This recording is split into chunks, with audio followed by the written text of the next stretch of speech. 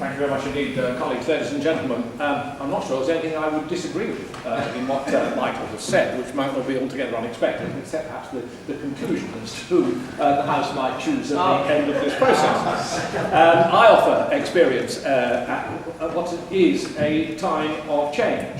I think we have to face up to the fact that the composition of the House is likely to change. We do not know to what extent, but there's going to be a considerable turnover of members. So there'll be a lot of new people coming in looking for guidance. There's change to the system of remuneration.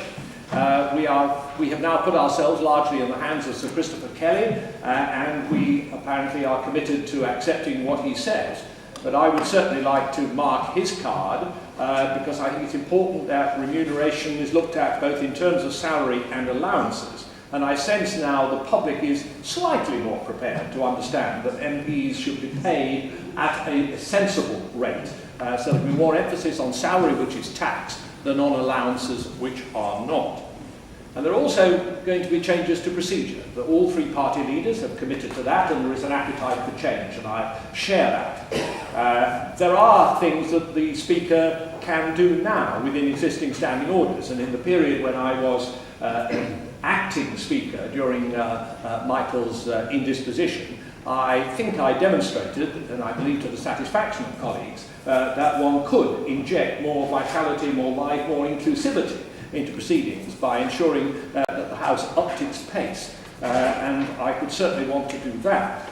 And with effective powers of the Chair as Speaker, one can do so much more in terms of using urgent questions, using Standing Order 24 applications, keeping the pace on statements going so that there is more time for backbenchers and less time for frontbenchers to get the balance right. If the House is minded to have reforms beyond that, they would find me an enthusiastic champion. I think I've always been interested in the idea of a business committee.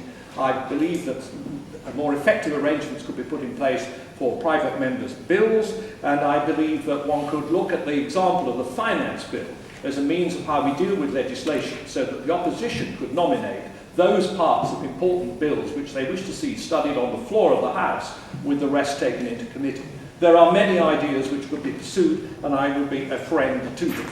Above all, I say to this House, I don't believe there's any parliament in the world which regards the impartiality of its Speaker as more important than we do. We cut that chosen person off from parties and politics for the rest of his or her life. We should build on that. If we trust the Speaker, we should give the Speaker more discretion to defend backbench interests, because that is at the heart of what the Speaker has to do.